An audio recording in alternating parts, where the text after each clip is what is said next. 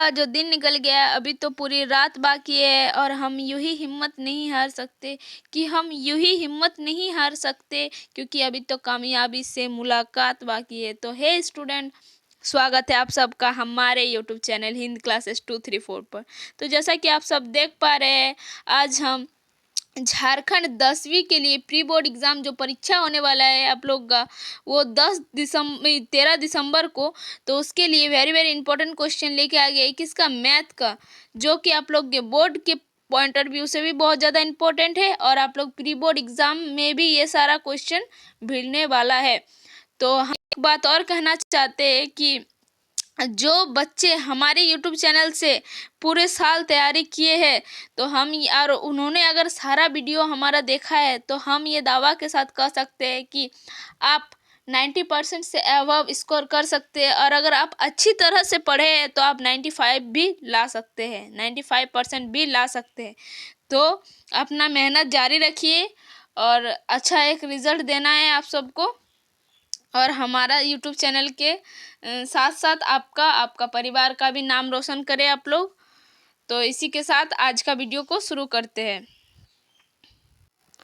तो जैसा कि आप देख पा रहे हैं, आपका पहला क्वेश्चन क्या बोल रहा है, 120 का अभाज्य गुणनखंडों के गुणनफल के रूप में लिखा जा सकता है। तो 120 को किस रूप में लिखा जा सकता है ये पूछ रहा है, ठीक है। तो आपको जो आप बना के देखिए और फिर हम तो बता ही देंगे। तो चलिए बनाते हैं। 120 आप ऐसा लिख सकते हैं, 120 को इसको 2 से दीजिए तो 2, फिर 3, देन इसको देंगे 2 से डिवाइड तो 15 बार में, फिर 3, ये 5। तो देखिए कहीं पर है ये 2 इंटू 2 इंटू 2 इंटू 3 इंटू 5। तो कौन सा ऑप्शन में दिख रहा है, जल्दी से कमेंट कीजिए कौन सा ऑप्शन में दिख रहा है। ऑप्शन नंबर ए में दिख रहा है कि नहीं। तो आपका जो करेक्ट आंसर हो जाएगा वो क्या हो जाएगा, ऑप्शन नंबर ए, ठीक है। नेक्स्ट क्वेश्चन क्या बोल रहा है, नेक्स्ट क्वेश्चन 306 तथा 657 का महत्तम समावर्तक 9 दिया है, तो इसका लघुत्तम समावर्तक निकालने बोल रहे हैं, ठीक है। क्या निकालने बोल रहे हैं, लघुत्तम समावर्तक। तो चलिए बनाते हैं, बहुत ही आसान है। क्या बोलता है, दो संख्याओं का गुणनफल, दो संख्या हमारे क्या ये है, तो इसका गुणनफल 306 गुना 657 इक्वल्स टू क्या होगा, HCF इंटू हो गया LCM। तो ये हमारा कितना दे दिया है, तो इसको ऐसे ही एज इट इज रखेंगे 657 और इधर HCF 9 दे दिया है और इंटू LCM को एज इट इज रखेंगे। तो अगर आप इसको डिवाइड देते हैं 9 से, तो LCM बराबर क्या आ जाएगा, आप अगर 306 इंटू 657 को डिवाइड देते हैं 9 से, तो ये आपका, आप अगर इसको डिवाइड दे के देख लीजिएगा और इसका जो आंसर हो जाएगा ऑप्शन नंबर कितना आ जाएगा, बी, क्योंकि हम इसका किए हैं। तो ये कितना आ गया है, ऑप्शन नंबर बी।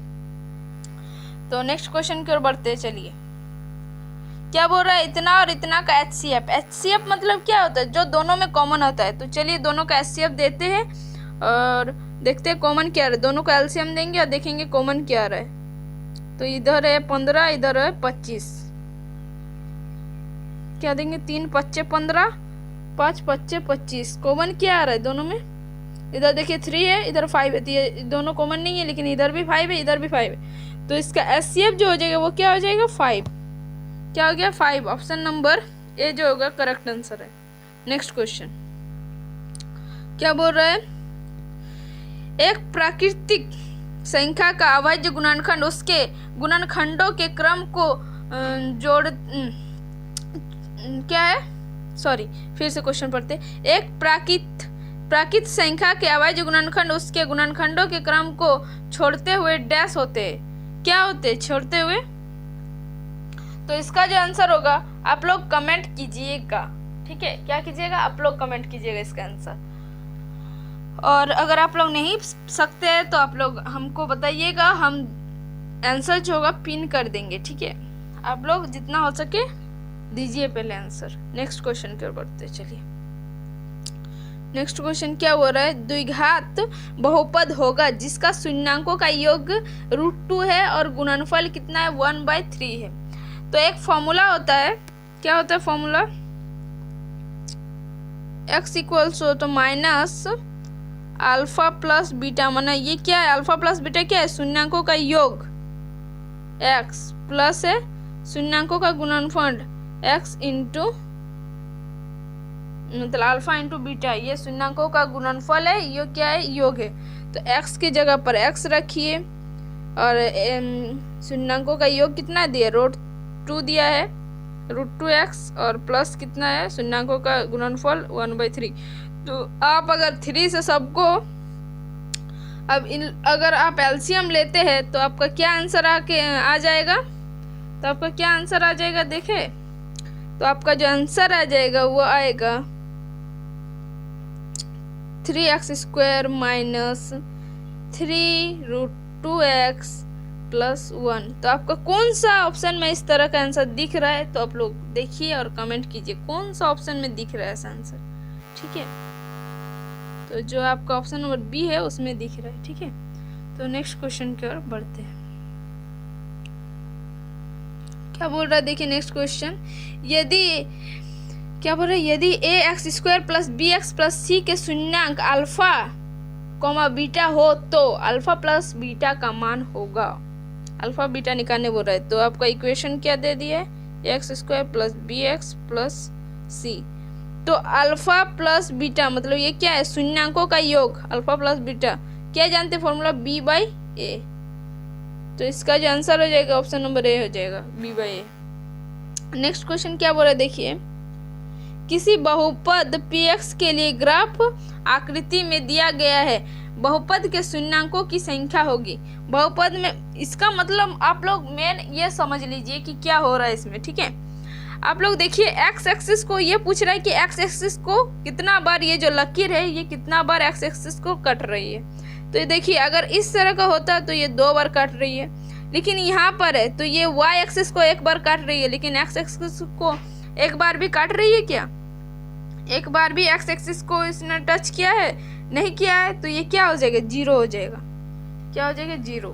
तो नेक्स्ट क्वेश्चन में बढ़ रहा है, क्या है बोल रहा है आपका क्वेश्चन देखिए, क्या क्वेश्चन बोल रहा है, समीकरण युग्मक इतना और तथा इतना है, तो यदि a1/b1 equals to a1/a2 equals to b1/b2 not equals to c1/c2 हो तो समीकरण युग्म क्या होगा, क्या। तो इस तरह का इक्वेशन में क्या बोलता है, ये किस तरह का हल है, तो इसमें क्या होता है, कोई हल नहीं होता है, क्या होता है, कोई हल नहीं होता है, ठीक है। और अनेक हल में क्या होता है, अगर अनेक हल में इसका भी बता देते हैं क्या होता है अनेक हल में, a1/a2 equals to b1/b2 equals to अगर c1/c2, तो इसमें अनेक हल होगा। और केवल एक हल जिसमें होगा उसमें क्या होता है, a1/a2 not equal to b1/b2, इसमें केवल एक हल होता है, ठीक है। तो इसका जो ऑप्शन हो जाएगा ऑप्शन नंबर सी जो होगा वो करेक्ट हो जाएगा, ठीक है। नेक्स्ट क्वेश्चन की ओर बढ़ते हैं। क्या बोल रहा है, समीकरण युग्म इतना और इतना द्वारा निरूपित सरल रेखाएं है। तो हमको ये बताने बोल रहा है ये क्या बोल रही, प्रतिच्छेद कर रही है या संपाती है या समांतर रेखा है। तो हमको बस वही निकालना है, a1/a2 इस तरह से हमको निकालना है, ठीक है। तो हम लोग देखते हैं, चलिए इधर 2 है इधर 3 है, इधर 2 है इधर 3 है, तो इसको क्या लिख सकते हैं, a1/a2 ये वाला फॉर्मूला लगेगा अगर आप देख रहे हैं तो, क्योंकि c का जगह में इधर कोई है ही नहीं, इधर 20 दे देने से होगा, ये वाला लग रहा है, मतलब क्या होता है। तो देखिए इधर 2 है इधर 3 नॉट इक्वल टू कोई बराबर है नहीं है, इधर देखिए 3 है उधर 4 है। तो इस प्रकार का जो समीकरण होता है उसमें क्या बोले, a1/a2 not equal to b1/b2, ये क्या है, इसमें कितने हल होते हैं, केवल एक हल होते हैं। और अगर इसमें सरल रेखा में अगर देखा जाए तो वो किस प्रकार का रेखा होगा, क्या बोलते हैं, समांतर किस में बोलता है, जिसमें कोई नहीं हल होता है। प्रतिच्छेद जिसमें एक होता है और संपाती उसको बोलेंगे जिसमें अनेक हल हो। तो इसमें क्या हो रहा है, एक हल हो रहा है, एक हल। तो एक हल किसमें होता है, प्रतिच्छेद जिसमें कर रही है, प्रतिच्छेद करती रहेगा। ठीक है, तो इसका ऑप्शन नंबर बी हो जाएगा। नेक्स्ट क्वेश्चन क्या बोल रहा है देखिए, सी के किस मान के लिए समीकरण युग्म cx minus y equals to 2 तथा 6x minus 2y equals to 4 क्या बोले, अनंत हल है। अनंत हल, अनंत हल का आपको इक्वेशन आना चाहिए। अनंत हल जिसमें अनंत हल हो, तो उसको हम लिखते हैं a1 by a2 equals to b1 by b2 equals to c1 by c2। ठीक है, तो a1 की जगह में क्या दिया है, c दिया है, a2 की जगह में क्या दिया है, 6 दिया है, b1 की जगह -1, b2 की जगह -2, माइनस माइनस कट गया, c1 की जगह में क्या है 2 और इधर 4, तो इसको भी काटेंगे तो 1/2। तो देखिए इधर भी 1/2 है, इधर भी 1/2 है, तो बराबर है। तो c की जगह में ऐसे क्या रखे कि ये 1/2 हो जाए। तो अगर c की जगह में हम 3 रखेंगे तो ये 1/2 होगा, होगा कि नहीं बोलिए।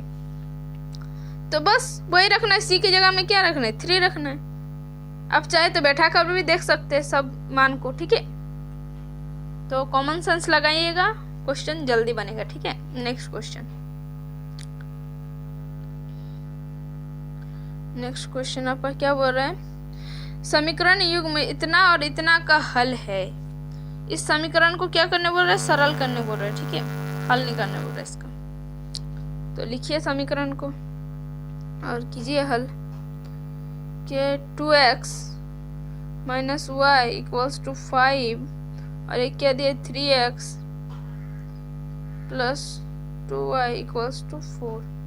तो इसको बैलेंस करते हैं, इसको 3 से इंटू कर देते हैं, इसको 2 से इंटू कर देते हैं, क्योंकि एक को तो मिलाना पड़ेगा ना कहीं, बाकी सबको इंटू कर देते हैं 3 से।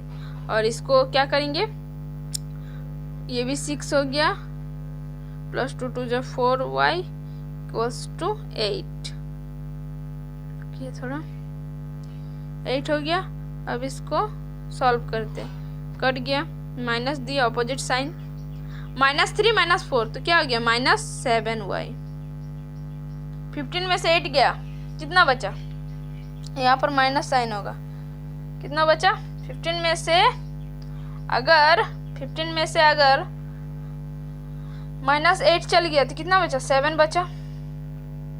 तो इसको काटेंगे तो क्या y का वैल्यू कितना आ गया, इधर लिखते हैं y बराबर आया -1। और अगर y का वैल्यू -1 आया है तो हम लोग क्या कर सकते हैं, इक्वेशन किसी भी इक्वेशन में इसको डालकर निकाल सकते हैं कि हमारा x का वैल्यू क्या आएगा। ठीक है, तो इस तरह से आप लोग निकाल सकते हैं। तो चलिए एक इक्वेशन में पुट कर देते हैं, यही वाला इक्वेशन में कर देते हैं 6x minus 3y equals to 15। इसमें y का वैल्यू कितना है -1, 6x minus minus plus 3 equals to 15, 6x 15 में से 3 गया 12, 6 1 6 6 2 12, तो x इक्वल्स टू 2 आया और y इक्वल्स टू क्या आया -1। देखिए कौन सा ऑप्शन में दिख रहा है, x equal to 2 y equal to -1, option number A दिख रहा है 1, ऑप्शन नंबर ए में है कि नहीं, करेक्ट आंसर आ गया। चलिए नेक्स्ट क्वेश्चन क्या बोल रहा है, नेक्स्ट क्वेश्चन आपका, वह रैखिक समीकरण युग्मक जिसका कोई हल नहीं होता है वो कहलाता है। जिसका कोई नहीं हल होता है ना वो असंगत होता है। क्या होता है, असंगत। ठीक है, नेक्स्ट क्वेश्चन क्या बोल रहा है देखिए, समीकरण युग्म x प्लस वाई इक्वल्स 9 और x minus y equals to 1। तो इसको आप हल कीजिए सेम एज इट इज, वो ऊपर वाले जैसे किए ना उस तरह से। ये तो बहुत ज़्यादा आसान है। ठीक है, x कट जाएगा, आप लोग सकिएगा तो बोलिए, नहीं तो हम बनाते हैं। बोलिए इसको आप लोग के लिए छोड़ दे क्या, आप लोग इसका जो आंसर होगा सब कमेंट कीजिएगा। ऊपर में जो बनाए एज इट इज़ वो है, लेकिन जैसे कि ऊपर में हमको मल्टीप्लाई करने पड़ा बराबर करने की, लेकिन यहाँ पर देखिए दोनों बराबर है, एक्स भी इधर एक्स ही वो एक ही है, इधर भी एक्स एक ही है, तो आप लोगों को किसी से मल्टीप्लाई नहीं करना पड़ेगा, डायरेक्ट इक्वेशन को सॉल्व कीजिएगा, ठीक है। तो ये क्वेश्चन आप लोग के लिए छोड़ते हैं, आप लोग आंसर कमेंट बॉक्स में डालिएगा, ठीक है। नेक्स्ट क्वेश्चन की ओर बढ़ते हैं।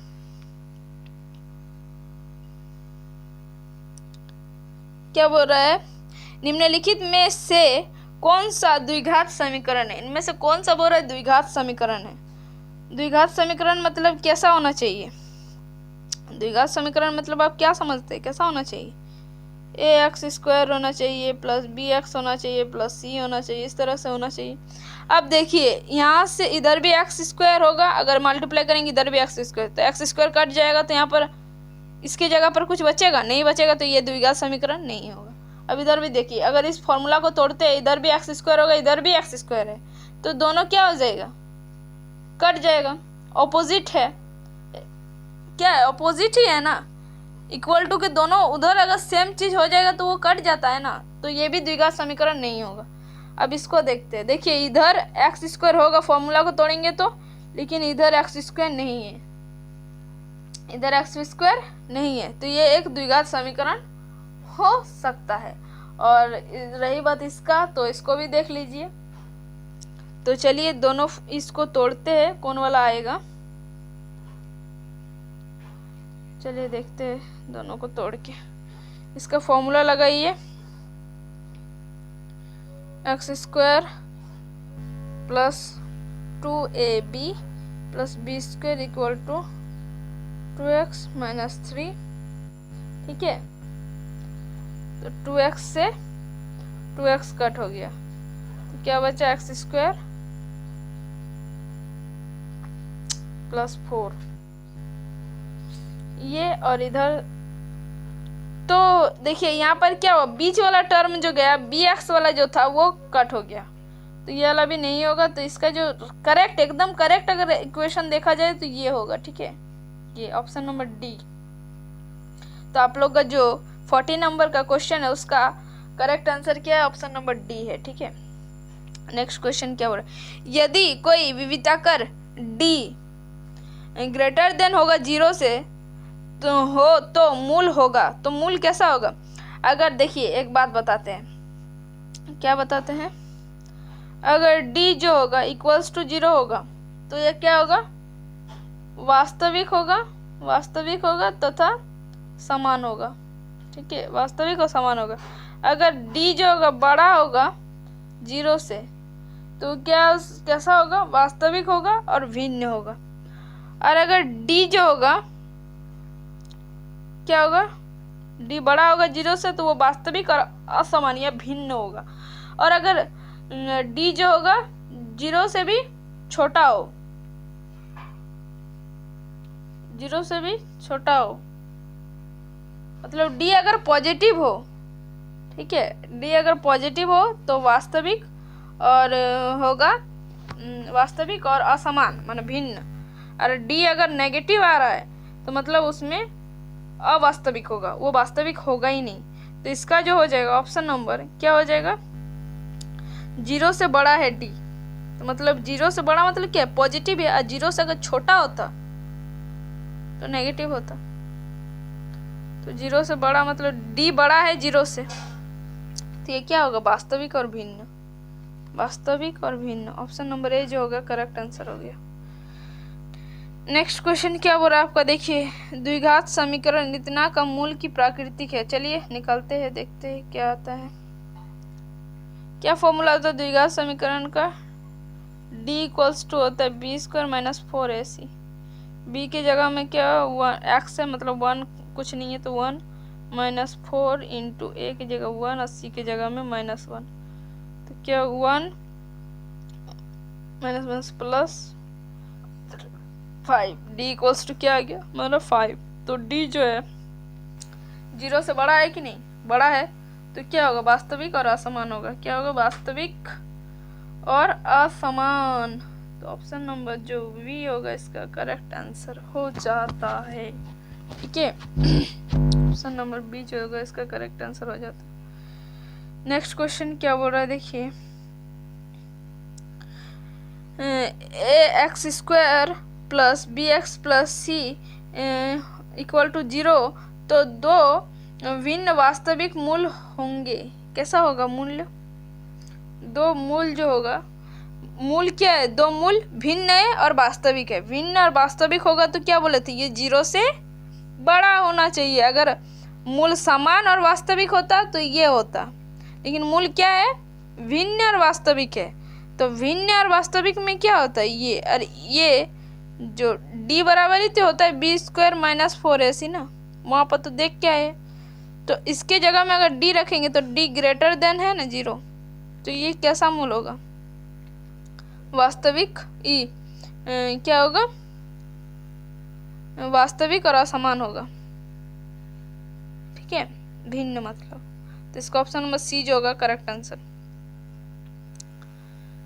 इसका विविधीकरण निकालने बोल रहे, चलिए देखिए द्विघात समीकरण इतना का विविधीकरण क्या होगा, चलिए निकालते हैं। क्या होता है? d equals to b square minus 4ac, b का स्क्वायर मैंने माइनस 1 का स्क्वायर माइनस 4 इंटू 1 इंटू सी है 3, माइनस 1 का स्क्वायर 1 हो गया, माइनस इधर हो गया 4 3 जा 12, तो माइनस 12 में से 1 गया तो माइनस 11। अब माइनस 11 देखिए कहीं ऑप्शन दिया है, कहीं ऑप्शन है माइनस 11? हाँ, ऑप्शन नंबर डी में है। कहाँ है? ऑप्शन नंबर डी में, तो ऑप्शन नंबर डी जो होगा करेक्ट होगा। नेक्स्ट क्वेश्चन क्या बोल रहे हैं? नेक्स्ट क्वेश्चन क्या बोल रहा है आपका देखिए, यदि द्विघात समीकरण इतना का मूल समान हो तो k का मान ज्ञात करने बोल रहे हैं। मूल समान है, मूल समान है मतलब क्या? रुकिए एक चीज दिखाते हैं। मूल समान है का मतलब क्या है? मूल समान है का मतलब है कि जो d है वो बराबर है किसके? 0 के। मूल समान है, हाँ ना, वास्तविक और मूल समान है मतलब यही होता है। तो d का वैल्यू d बराबर क्या लिख सकते? बी स्क्वायर माइनस 4ac लिखते हैं इक्वल टू 0। अब देखिए c के जगह k दिया है तो निकाल लेंगे क्या है उसमें, माइनस 4 का स्क्वायर माइनस 4 इंटू 1 इंटू के इक्वल्स टू 0। रुकिए कहाँ सॉल्व करे, कहाँ सॉल्व करे, ऊपर आ जाते हैं। ठीक है, अब इसको ऊपर लेके जाते हैं, तो माइनस 4 का जो स्क्वायर करेंगे तो प्लस 16 आ गया, और इसको क्या लिख सकते हैं? माइनस 4 के लिख सकते हैं कि नहीं, इंटू में इक्वल्स टू 0। अगर इधर 16 प्लस में इधर जाएगा इक्वल टू के इधर, तो ये नेगेटिव हो जाएगा, तो माइनस के इक्वल्स टू हो गया माइनस 16, माइनस माइनस क्या 4 4 जा 16, तो के का वैल्यू कितना आ गया आपका? के का वैल्यू कितना आ रहा है? के का वैल्यू आ गया आपको 4। अब कौन सा ऑप्शन में 4 दिख रहा है? Option number 1 correct answer, option number 1 या ऑप्शन नंबर ए। ठीक है, तो बहुत ही आसान तरीके से आप लोग बना सकते हैं। और एक क्वेश्चन है बता देते हैं, चलिए तो चलिए क्वेश्चन को बनाते हैं। क्या क्वेश्चन बोल रहा है आपका? द्विघात समीकरण x square minus 5x plus 6 equals to 0, तो उसका मूल ज्ञात करने बोल रहे, मूल निकालने बोल रहे, तो चलिए निकालते हैं। क्या बोल रहे? X square minus 5x plus 6 equal to 0, तो क्या लिखें? इसको तोड़ना है, इसको इससे इंटू कीजिए। इंटू करने मतलब क्या है? इसको जो लिखेंगे यहाँ पर वो कैसा होना चाहिए? जोड़ने घटाने पर इतना आना चाहिए और इंटू करने पर ये आना चाहिए 6x स्क्वायर। तो चलिए क्या लिखेंगे? अगर माइनस 2x और माइनस 3x लिखते हैं इक्वल्स टू ये, तो देखिए ये हो रहा है। अगर इसको इंटू करेंगे, अगर इसको इंटू करेंगे तो ये क्या आ रहा है? 6x स्क्वायर आ रहा है।